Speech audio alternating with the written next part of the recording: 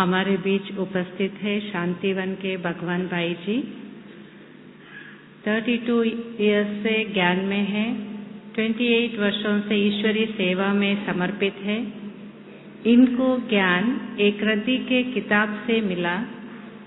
शांतिवन के बड़े भंडारे में सेवा करते हैं। विभिन्न मासिक पत्रिकाओं लेख द्वारा भी सेवा करते हैं। आज तक इन्होंने 5000 से अधिक स्कूल कॉलेजेस में और 800 से अधिक जेलों में नैतिक शिक्षा का पाठ पढ़ाया है। इसीलिए इनका नाम इंडिया बुक ऑफ रिकॉर्ड्स में भी दर्जा है।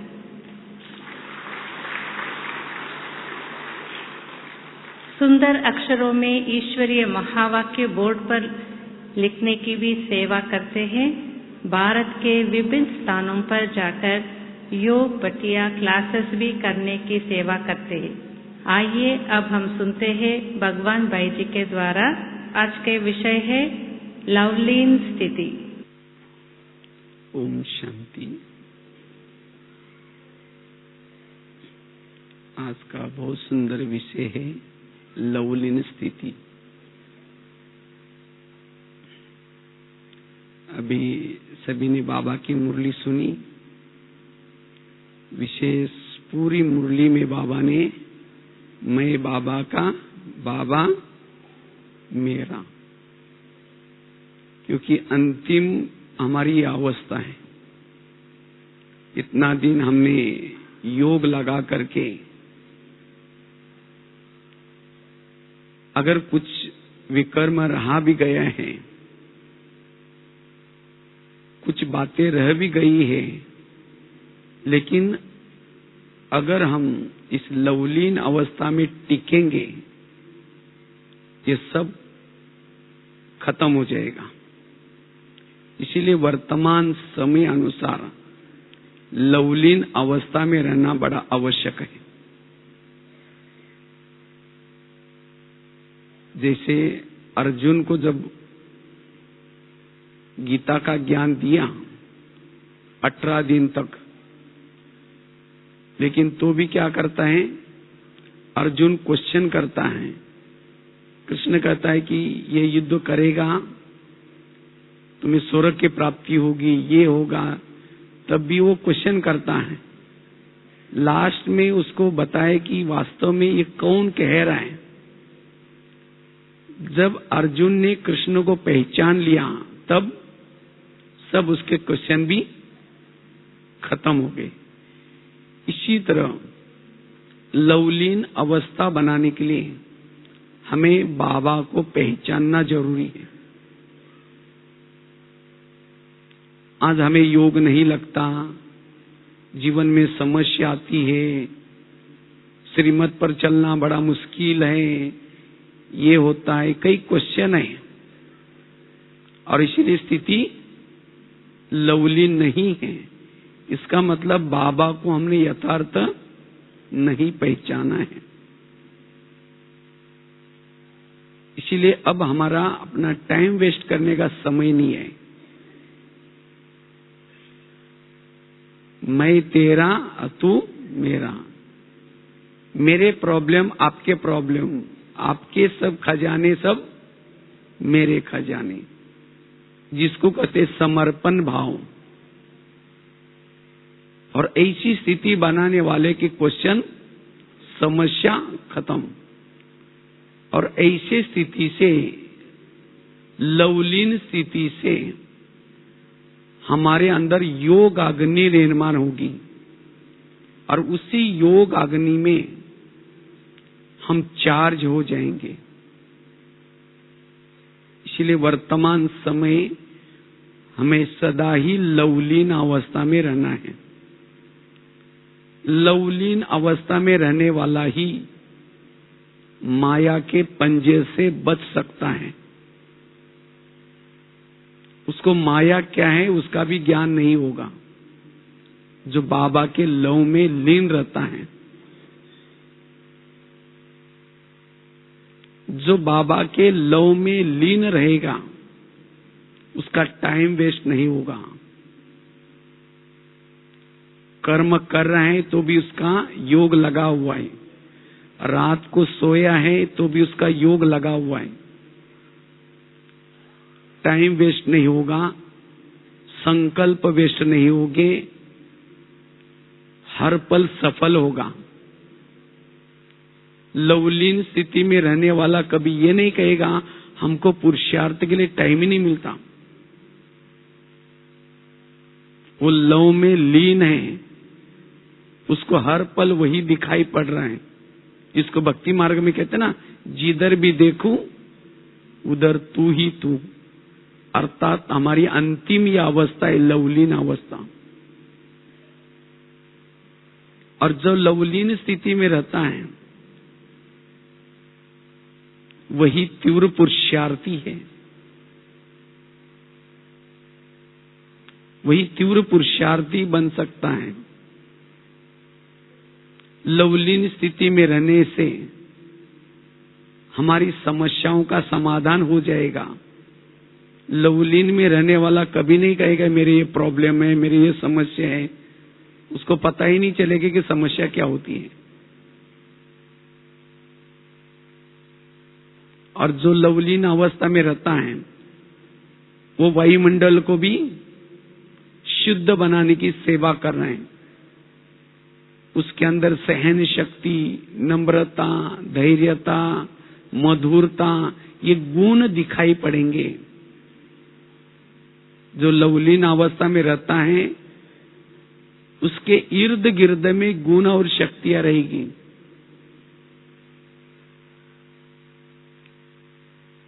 वो बाप समान होगा।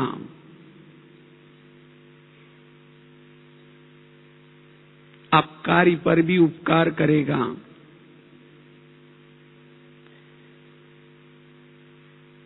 इसलिए ऐसी अवस्था की वर्तमान समय आवश्यकता है। जितना लवलीन में रहेंगे आत्माभिमानी स्थिति नेचुरल नेचर बन जाएगी। लवलीन रहने से ही आत्माभिमानी स्थिति नेचुरल नेचर रहेगी। जितना लवलीन स्थिति में रहेंगे इस दुनिया की आकर्षण से, प्रभाव से मुक्त रहेंगे। उसको दुनिया की कोई भी बातें प्रभाव में नहीं डाल सकती। जो परमात्मा के प्रभाव में आ गया इस दुनिया की व्यक्ति, वस्तु सभी प्रभाव से मुक्त रहेगा। और जो लवलीन स्थिति में रहता है उसको अति इंद्रिय सुख अनुभव होगा। अति इंद्रिय सुख। और जिन्होंने ये अति इंद्रिय सुख का अनुभव किया उसका दिल अंदर से गाता रहेगा, पाना था सो पा लिया, अब मुझे कुछ नहीं चाहिए। क्योंकि ये अतीन्द्रिय सुख केवल संगम युग में मिलता है, प्रभु मिलन से मिलता है। जो सुख पूरा युगों में कुछ देखने से, खाने से नहीं मिलता, वो सुख प्रभु मिलन से मिलता है। और ये अतीन्द्रिय सुख का अगर अनुभव करना है लवलीन अवस्था चाहिए। लवलीन स्थिति में रहने वाला आत्मा अनुभूति, परमात्मा अनुभूति कर सकता है। और जो लवलीन अवस्था में रहता है उसके अंदर के जो पुराने संस्कार हैं वो ऑटोमेटिकली परिवर्तन होंगे। इसलिए बाबा कहते बच्चे इस स्थिति का अनुभव करो।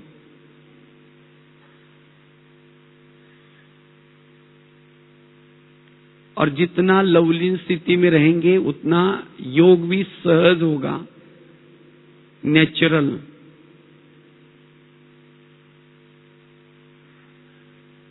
लवलीन स्थिति में रहने से वाणी में बल आएगा, कर्मों में बल आएगा, दृष्टि में बल आएगा। और जितना हम लवलीन अवस्था में रहते हैं दूसरे के अंदर कोई भी कमी कमजोरी दिखाई नहीं पड़ेंगी। सब हमें मीठे लगेंगे, अच्छे लगेंगे, क्योंकि हम खुद लवलीन हैं। इसीलिए दूसरे भी अच्छे दिखाई पड़ेंगे। किसी के अंदर कोई दोष अवगुण नजर नहीं आएगा। इसलिए अभी गीत भी बज रहा था ना, बाबा के प्यार में सदा दिल डूबा रहे, ये अवस्था बनी रहे। लेकिन ऐसी लवलीन अवस्था हमारी सदा बनी रहे, उसके लिए कुछ बातों का ध्यान देना जरूरी है। ये लवलीन अवस्था हमारी क्यों नहीं रहती? क्योंकि ये जब अवस्था रहती है तो बहुत सारे फायदे हैं। हमारे अंदर गुण आएंगी, शक्ति आएंगी, हमारी सभी समस्या खत्म हो जाएंगी।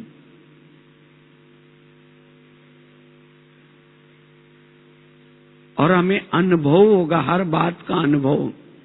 अब हम केवल ज्ञान सुनते हैं, लेकिन अनुभव की कमी। और जिन्होंने लवलीन स्थिति के द्वारा अनुभूति की है, वो अंत तक ज्ञान को कभी नहीं छोड़ेंगे। आज कई भाई बहने ज्ञान को छोड़ देते हैं, क्यों? उन्होंने जब तक ज्ञान में चले थे, ज्ञान के आधार से चले थे, अनुभव नहीं किया था। जिन्होंने अनुभव किया वो कभी नहीं छोड़ेंगे। इसलिए बाबा कहते, बच्चे लवलीन स्थिति के द्वारा अनुभूति करो। प्रभु का प्यार क्या है, प्रभु कैसे सर्व संबंधों की पालना करता है, वो लवलीन स्थिति से पता चलेगा। और ऐसी लवलीन अवस्था में रहने से हमारे संकल्प समर्थ चलेंगे। आलस अलबेलापन नहीं आएगा, सदा अलर्ट एक्टिव लाइट की स्थिति रहेगी। इसलिए ऐसी लवलीन अवस्था में बनानी है। लेकिन उसके लिए हम क्या करें जो हमारी लवलीन अवस्था बनी रहे? उसके लिए सबसे पहली बात है, अगर हमें लवलीन अवस्था का अनुभव करना है, उसके लिए बाबा के साथ हमारा जिगरी प्यार चाहिए, लव चाहिए। बाबा को हमें यथार्थ पहचानने की जरूरत है। जो बाबा को यथार्थ पहचानता है, उसकी ही यह लवलीन अवस्था बनी रहती है। अभी भी हमने बाबा को यथार्थ पहचानना, इसलिए बाबा ने गीता में यूज किया शब्द, मुझे पहचानने वाले कोटों में में कोई है। भले कई ब्राह्मणों में भी अभी तक पहचाना नहीं है। अगर बाबा को यथार्थ पहचाना तो उसके मत प्रमाण चलेंगे। वो कभी क्यों क्या के क्वेश्चन नहीं करेंगे। और जिन्होंने बाबा को पहचान लिया, उसकी लवलीन अवस्था बनी रहेगी। बाबा को पहचानना अर्थात ड्रामा को पहचानना, परिवार को पहचानना, स्वयं को पहचानना। उसके सभी क्वेश्चन खत्म। इसका मतलब बाबा को पहचान लिया। अगर मेरे कोई बात में क्वेश्चन आते हैं, ये क्यों हो रहा है, ये ऐसा क्यों हो रहा है, इसका मतलब बाबा को पहचाना नहीं है। बाबा को पहचानने के बाद सब क्वेश्चन खत्म, मन हल्का। इसलिए हमें बाबा को पहचानने की जरूरत है। जितना हम स्मृति स्वरूप बनेंगे, स्मृति स्वरूप बनने से, गोप गोपिका ने कोई तपस्या नहीं की थी, वो सहज उनका योग था। तो इसी तरह हमारी भी वो स्थिति बनी रहे, उसके लिए हमें बाबा को पहचानना है। सबसे पहले अपने आप को भी पहचानने की जरूरत है कि मैं कौन हूं। अपने आप को पहचानना, तो वास्तव में हम मतलब कोई आत्मा, ये तो आत्मा, लेकिन कौन सी आत्मा, हम कौन सी आत्मा हैं। इस युगों में हर जन्म में हीरो पार्टधारी, ऐसी मैं आत्मा हूं। मैं वो आत्मा हूं जिसकी मंदिरों में पूजा होती है, लोग उसके दर्शन के लिए, वरदान के लिए तड़पते, ऐसी मैं आत्मा हूं। तो अपने आप को पहचानना, जितना हम अपने आप को पहचानेंगे, अपने महत्व को समझेंगे, उतना हमारी स्थिति कैसी बनेगी, लवलीन। तो लवलीन अवस्था बनाने के लिए अपने आप को पहचानना, बाप को पहचानना, हमारा बाप कौन है। अगर किसी का बाप अगर प्रधानमंत्री है, उसको कितना नशा चढ़ती है, वो डरेगा नहीं कभी भी, कहेगा मेरा बाप प्रधानमंत्री है, कहेगा मेरा बाप सरपंच है, मेरा बाप मुख्यमंत्री है। तो हमारा बाप कौन है, सर्वशक्तिवान है, कल्याणकारी है, विघ्न विनाशक है, मुक्तिदाता है, सबकी झोली भरने वाला है, तीनों लोगों का मालिक है। तो जब हमें ये नशा चढ़ेगी, तब हमारी स्थिति कैसी बनेगी, लवलीन। और बाबा की भी यथार्थ पहचान, बाबा कौन है। जैसे मैं बताया, कृष्ण ने जब अपना साक्षात्कार कराया, तब जाकर के पता चला कि ये कौन कह रहा है। इसी तरह आज हमें कौन कह रहे हैं। जब बाबा को पहचान लिया, लगन में मगन की स्थिति बनेगी। साथ में मेरा टीचर कौन, कौन मुझे पढ़ाता है, इतना ऊंचा टीचर जो परम धाम से आकर के पढ़ाता है। तो पढ़ाने वाला कौन, इस पढ़ाई का फल क्या मिलने वाला है। जितना इस बात को याद करेंगे, उतना लगन में मगन लवलीन स्थिति बनेगी। मेरा परम शिक्षक कौन, परम सदगुरु कौन। कई कहते ना हम तो इस गुरु के शिष्य हैं, बहुत नशा रहती है, लेकिन हम किस सदगुरु के हैं, गुरुओं का भी गुरु, सबको सदगति देने वाला हम उसके हैं, सबको वरदान देने वाला, मुक्ति देने वाला। तो हमारा सदगुरु इतना ऊंचा। जब हम योग में बैठते हैं, जब ये बातें याद करते हैं, जितना स्मृति स्वरूप होकर के बैठते हैं, उतनी हमारी स्थिति लवलीन बन जाएगी। क्योंकि जब हम योग में बैठते तो स्विच को, स्मृति को ऑन करके बैठना है। और केवल योग की नहीं, चलते फिरते भी हम स्मृति स्वरूप, जितना हमारी स्मृति स्वरूप स्थिति बनेगी, उतना लवलीन अवस्था बनेगी। जब हम विस्मृत रहते हैं, तब हम देह भान में आ जाते हैं, और देह भान में आने से वो लवलीन स्थिति से बाहर आते हैं, बाह्य मुक्ति बन जाते हैं। इसलिए हमें स्मृति स्वरूप, मैं कौन, मेरा पिता कौन, टीचर कौन है, सदगुरु मेरा कौन, साथ में मेरा प्रियतम कौन। जैसे अगर किसी की सगाई कोई धनवान व्यक्ति से होते हैं तो कितना नशा होती है। तो आज हमारा सबका प्रियतम कौन है, संसार में सबसे सुंदर तीनों लोकों का मालिक,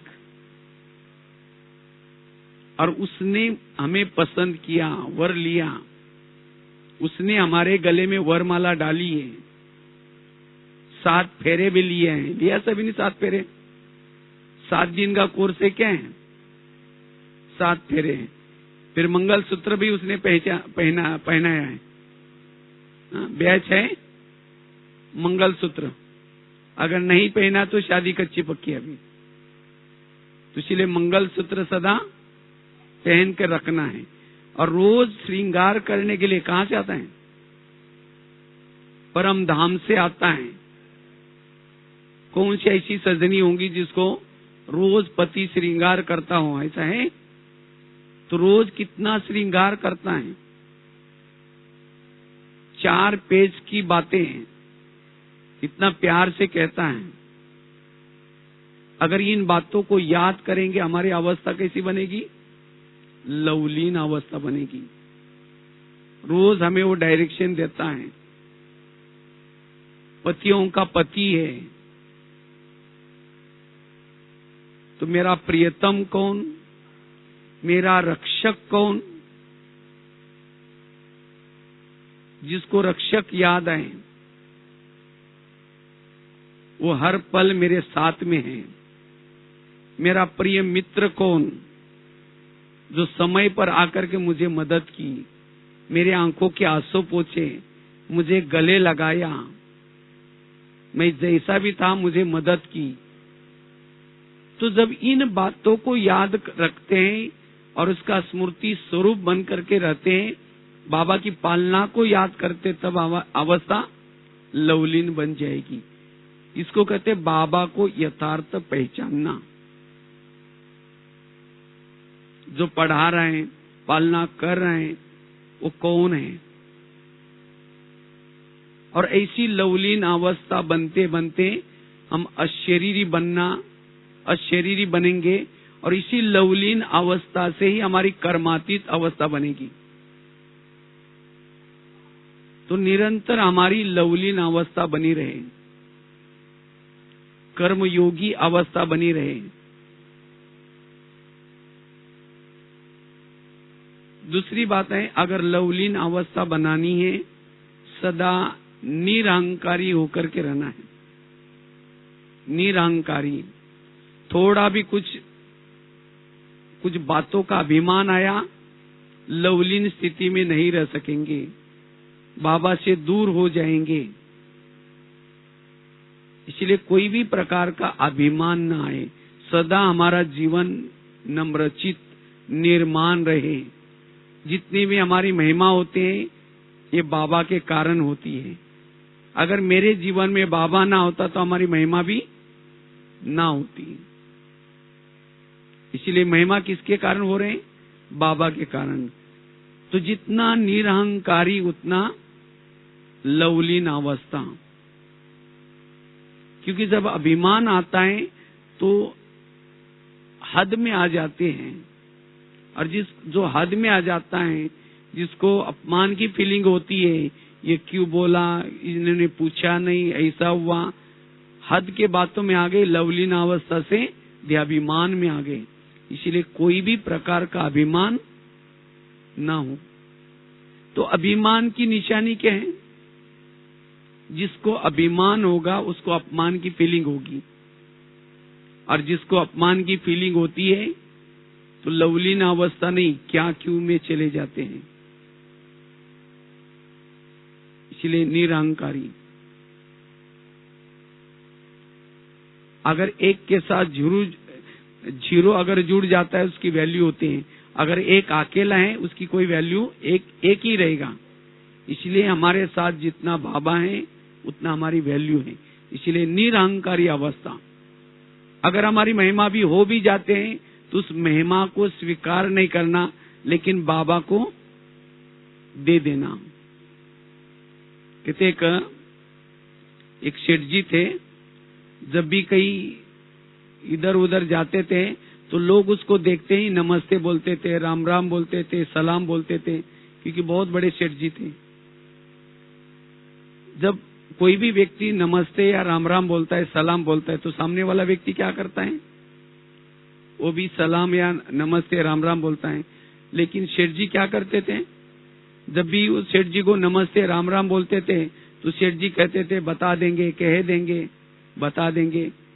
तो लोगों को लगता है ये ऐसा क्यों बोलते हैं? किसी की हिम्मत नहीं थी उनको पूछने की, क्योंकि बहुत बड़े सेठ जी थे। आखिर एक व्यक्ति ने हिम्मत करके पूछा, हम आपको नमस्ते राम राम सलाम बोलते हैं, लेकिन आप तो बोलते हैं कह देंगे, बता देंगे, ऐसा क्यों? तो सेठ जी हंसने लगे कि हाँ, इसके भी पीछे कुछ ना कुछ राज है। कहा कि मैं एक समय था, बहुत गरीब था, और उस समय मेरे तरफ लोग देखते भी नहीं थे, मेरे को राम राम सलाम भी नहीं बोलते थे। और उसी समय मुझे एक लक्ष्मी माता प्रसन्न हो गई, और उसी लक्ष्मी माता के कारण मैं सेठ जी बना हूं। तो अभी नमस्ते बोलते हैं, राम राम बोलते हैं, मुझे नहीं बोलते हैं, मेरे पास आई हुई लक्ष्मी को बोलते हैं। मैं तो वही हूं जो गरीब था, मुझे कोई देखते नहीं थे, पूछते नहीं थे। इसीलिए सारा दिन जब भी कोई नमस्ते राम राम सलाम बोलता है तो मैं ये सब गिनता रहता हूं, और गिन करके जब जाता हूं कमरे में, मेरे कमरे में एक लक्ष्मी माता का फोटो है, उनको मैं कहता हूं, हे लक्ष्मी माता, आज इतने लोगों ने आपको राम राम बोला, इतने ने सलाम बोला, और इसीलिए मैं कहता हूं कह देंगे, बता देंगे। ये है निरहंकारी स्थिति। तो इसी तरह आज हम भी वही गरीब हैं, आज जिसको कोई पूछते नहीं थे दुनिया में, तो कहा क्या हमारी कोई वैल्यू नहीं थी। लेकिन हमें भी एक बाबा प्रसन्न हो गया, और उन्होंने हमारे अंदर कला भर दी, विशेषता भर दी, गुण भर दिए, और जिसके कारण आज हमारी क्या होते हैं? महिमा होती है। तो इसीलिए बाबा कहते हैं सारा दिन अगर कोई हमारी महिमा करता है, वाह वाह करता है, तो हमें क्या करना है? रात को जब भी सोते हैं बाबा के कमरे में जाकर के, बाबा आज इतने लोगों ने आपकी महिमा की, इतने ने ये बोला, वाह वाह बोला, सब बाबा को दे दो। और तब, क्योंकि जो महिमा स्वीकार करता है उसको ग्लानि सहन नहीं होगी, ग्लानि का दुख, अपमान का दुख उसको सहन नहीं होगा। फिर कहता है ये क्यों बोला, किसी लिए बोला। इसलिए जीवन में कभी महिमा स्वीकार नहीं करनी है, और वही लवलीन रह सकता है जिसको योगियों का गायन है, मान अपमान निंदा स्तुति में भी समान। और जो ऐसा समान रहता है वही लवलीन अवस्था में रह सकता है। तो लवलीन स्थिति बनाने के लिए ये निरहंकारी स्थिति बड़ी काम आएगी। जितना निरहंकारी रहेंगे उतना लवलीन बन सकते हैं। तो चेक करना ही कहीं मुझे अभिमान तो नहीं आ रहा है। ये सब बाबा की देन है, क्योंकि प्रभु जब इस धरती पर आता है तो हर एक का भाग्य बनाने के लिए हर एक के अंदर कोई ना कोई कला भर देता है, कोई विशेषता दे देता है। तो वास्तव में वो कला मेरी अपनी नहीं है, वो प्रभु की देन है। तो प्रभु की देन को अपना समझना अमानत में ख्यानत है। इसलिए बाबा कहते बच्चे सदा निरहंकारी रहो, तो जो विघ्न आते हैं, आपस में खिटपिट होती है, वो सब खत्म हो जाएंगे। नहीं तो आज एक दूसरे की खिटपिट अंदर से जो है, इन सब का कारण है अभिमान। अभिमान के कारण आपस में खिटपिट है। मैं इतना करता हूं, मैं ये करता हूं, फिर भी मेरे को पूछते नहीं, फिर भी ये नहीं करते। इसलिए बाबा कहते बच्चे निरहंकारी बनो। तीसरी बात है, अगर लवलीन स्थिति बनानी है, इसके लिए जैसे बाबा ने कहा कि मैं बाबा का, बाबा मेरा, ये है समर्पित भाव। मैं बाबा का, बाबा मेरा। लेकिन बाबा हमारे दिल में तब रहेगा, कब रहेगा? जब हमारा दिल स्वच्छ है, साफ है। जितना हम उसके मत प्रमाण चलते हैं उतना बाबा हमारे दिल में बैठेगा। अगर हमारे दिल में भावनाएं खराब है किसी के प्रति, क्योंकि बाबा को जो पसंद है, बाबा जिसको मीठे बच्चे कहता है, हमारा भी उनके साथ प्यार चाहिए। बाबा से प्यार अर्थात बाबा से परिवार से प्यार, बाबा के यज्ञ से प्यार, बाबा ने रची हुई दुनिया से प्यार, और तब मैं बाबा का, बाबा मेरा। अगर दिल में कुछ भावनाएं खराब है तो फिर वो समर्पण भाव नहीं हो सकता। इसलिए हमारा समर्पण भाव हो।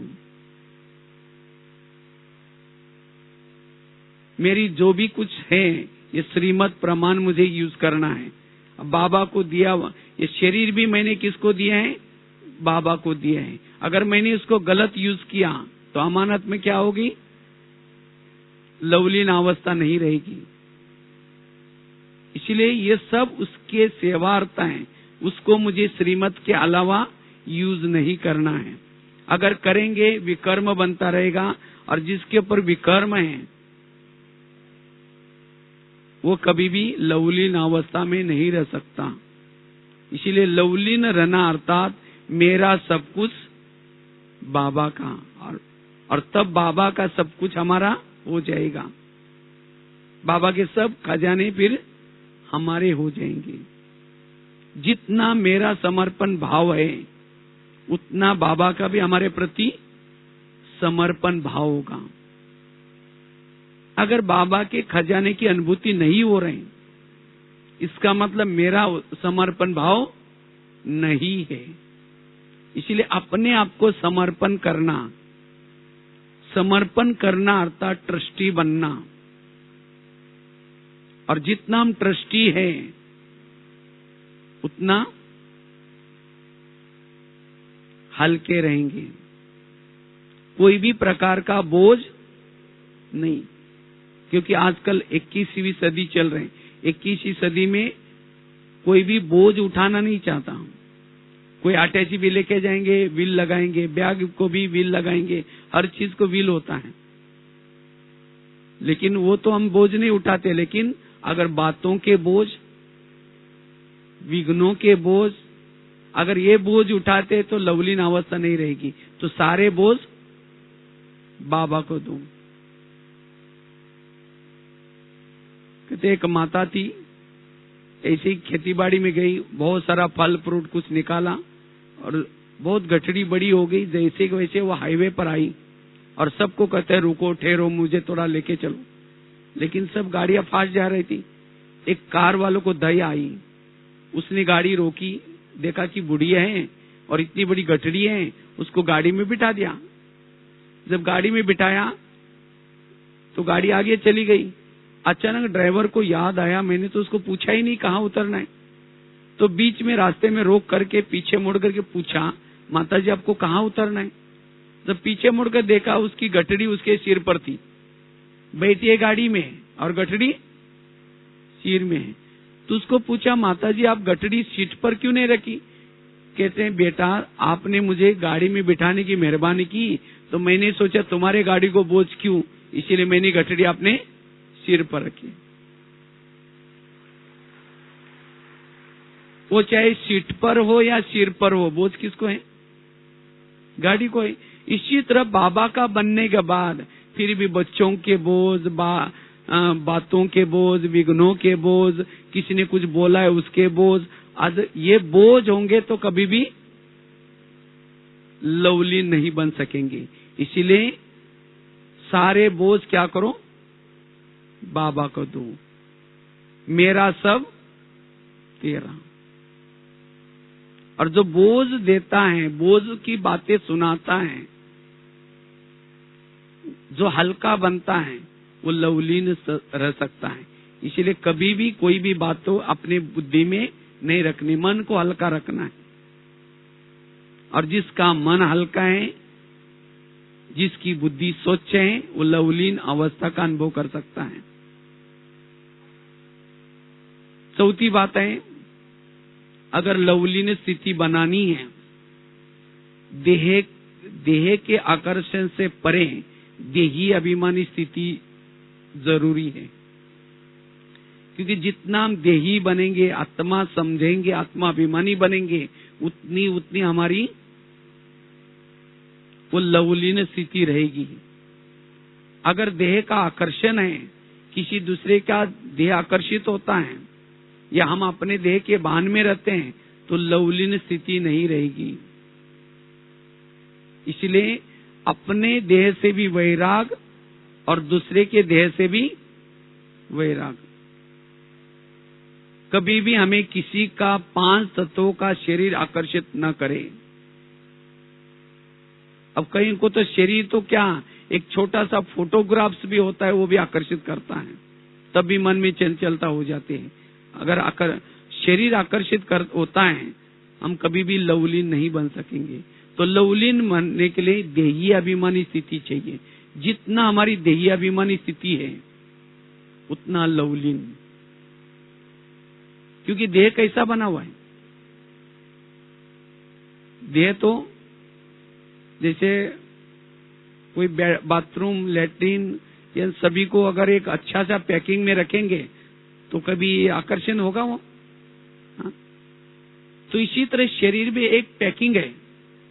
अंदर तो क्या है? कफ है, हाँ? लैट्रिन, बाथरूम, ये सब मांस वगैरह सब, हाँ? और उसको एक बढ़िया सा पैकिंग करके रखा हुआ है।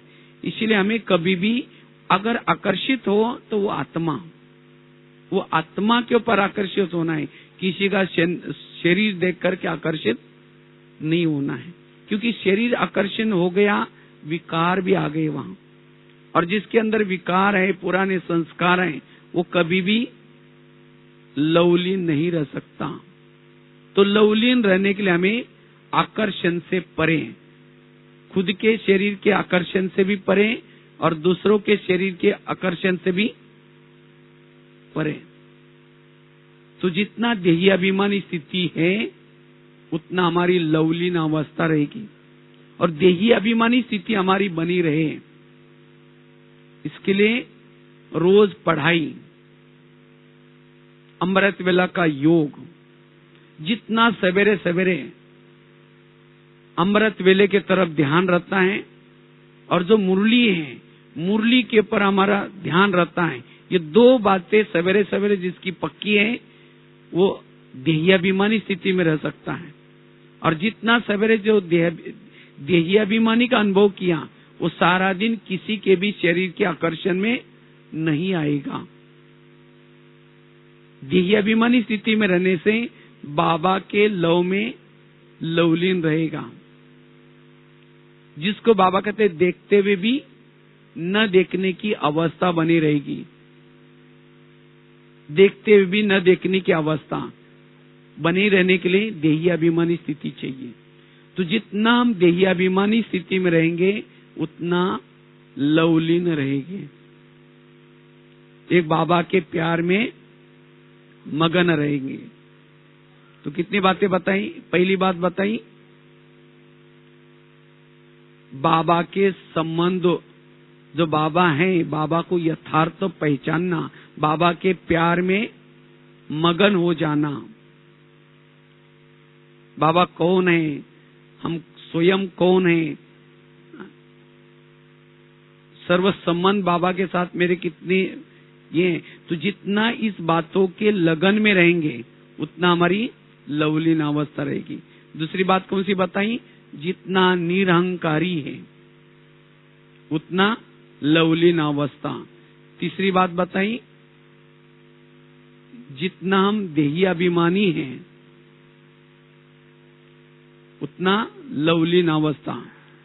चौथी बात है, अगर हमें लवलीन बनना है, लवलीन स्थिति की अनुभूति करनी है, तो जीवन में आने वाली समस्या का जो बाबा ने ज्ञान सुनाया, जो कर्मों की गुह्य गति बताई, इसके आधार से हमारे अपनी जीवन की समस्या का समाधान करें।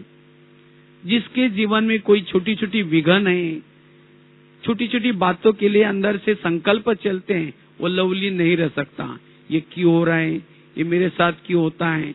इसीलिए बाबा कहते, बच्चे कर्मों के गुह्य गति को समझ लो। मेरे साथ जो कुछ होता है, ये सब मेरे ही कोई कर्मों का फल है। इसीलिए दूसरे किसी का दोष नहीं है। हम दूसरे के ऊपर दोषारोपण करते हैं, इसके कारण ऐसा हुआ, ये मेरे साथ ऐसा हो रहा है। अगर इन बातों में चली जाते हैं तो हमारी अंतर्मुखता की अवस्था के बजाय बाह्यमुखी बन जाते हैं। और जो बाह्यमुखी हैं, जिसके संकल्प विकल्प चलते हैं, वो लवलीन स्थिति का अनुभव नहीं कर सकता। इसलिए हमारे अपने जीवन में आने वाली समस्या का क्या करना है? समाधान। जीवन में जो भी कुछ कारण है उसका निवारण करना है। इसके लिए जिसके पास ज्ञान की डीप स्टडी है, वही क्वेश्चन प्रश्न से पार रह सकता है। और जिसके जीवन में कोई क्वेश्चन नहीं है, क्यों क्या, वही लवलीन रह सकता है। नहीं तो कभी कभी हम योग में तो बैठ जाते हैं, अवस्था लवलीन बनाने के लिए शुरू तो करते हैं, मैं आत्मा हूँ, शांत स्वरूप। फिर कह के मेरे को उन्होंने क्यों बोला, फिर कह के छोड़ो मैं आत्मा हूँ, शांत स्वरूप। फिर कह के 15 दिन पहले भी तो बोला था, फिर कह के ठीक है मैं आत्मा हूँ। फिर कह के सबके बीच में क्यों बोला? वो कहाँ लवलीन अवस्था बनी रहेगी? इसका मतलब मैंने ड्रामा को नहीं समझा, मैंने कर्म गति को नहीं समझा, जो हो रहा है सब अच्छा हो रहा है उसको नहीं समझा। तो जिन्होंने ज्ञान की इस बातों को अच्छी तरह समझ लिया, उसके सभी प्रश्न खत्म। अगर जीवन की समस्या है, संकल्प चलते हैं, ज्ञान को नहीं समझा। एक सीडी में एक अपना एक चित्र है, सीडी में दिखाया जाता है कि एक गीता और शास्त्र एक शिराने रखा है, और एक भिखारी क्या कर रहे, कटोरा लेकर के भिक्षा मांग रहे हैं। ये वास्तव में ये चित्र किसका है? ये हमारा ब्राह्मणों का चित्र है।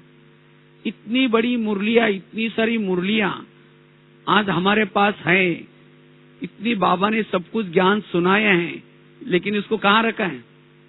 शिराने। और फिर कहते बाबा मेरा योग नहीं लगता, बाबा मेरे ये प्रॉब्लम है, ये समस्या है। सब कुछ ज्ञान होने के बाद फिर भी क्या करें? कटोरा लेकर के मांग रहे हैं। इसीलिए बाबा कहते बच्चे ज्ञान की स्टडी करो। आज भी बाबा कहता ना, जिसका पढ़ाई का शौक है वही बाबा के लव में लीन रह सकेंगे। इसीलिए लवलीन बनने के लिए हमारे जीवन की सभी समस्याओं का समाधान बाबा ने मुरलियों के माध्यम से, ये क्यों आता है, किसी लिए होता है, सभी प्रश्न का जवाब दिया। इसीलिए हमें मुरलियों की स्टडी करनी है।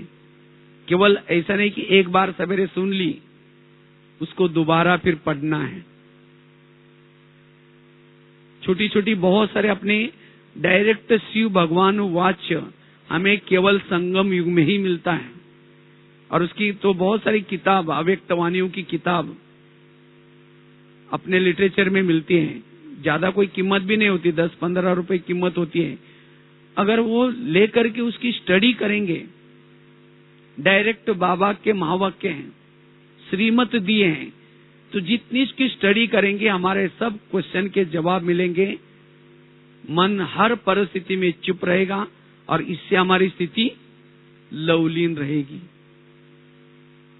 इसलिए लवलीन स्थिति रहने के लिए नॉलेजफुल स्थिति चाहिए।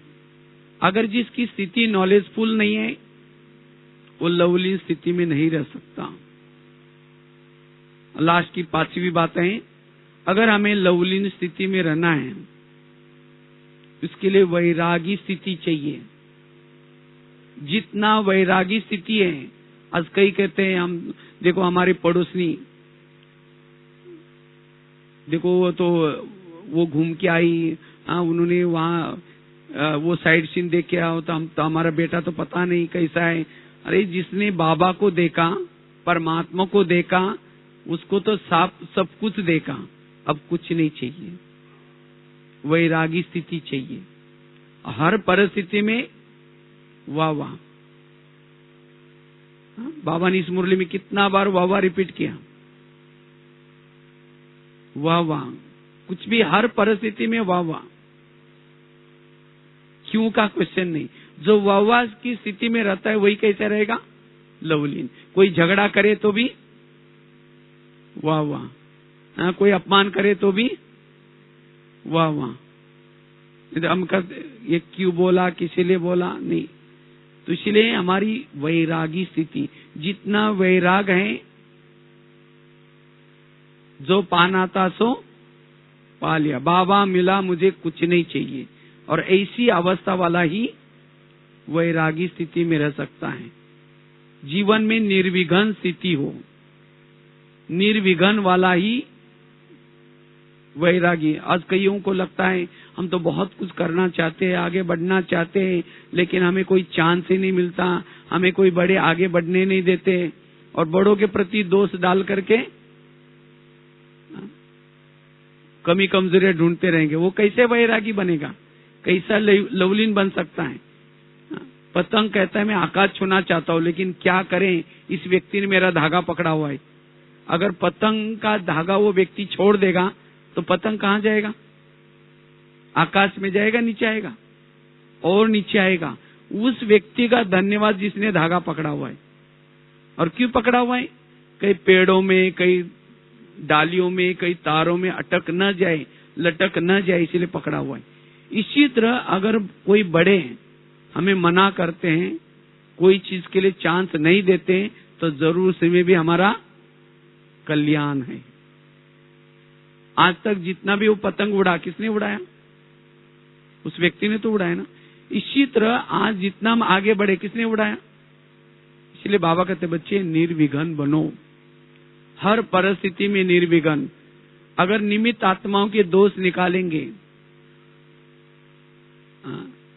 ये ऐसा है, ये वैसा है, इसका मतलब बाबा ने जो ड्रामा बनाया वो ठीक नहीं है। बाबा के प्रति ऐसा फिर दोष देखने वाला, जिसको बाबा ने परसों कहा ना, नमक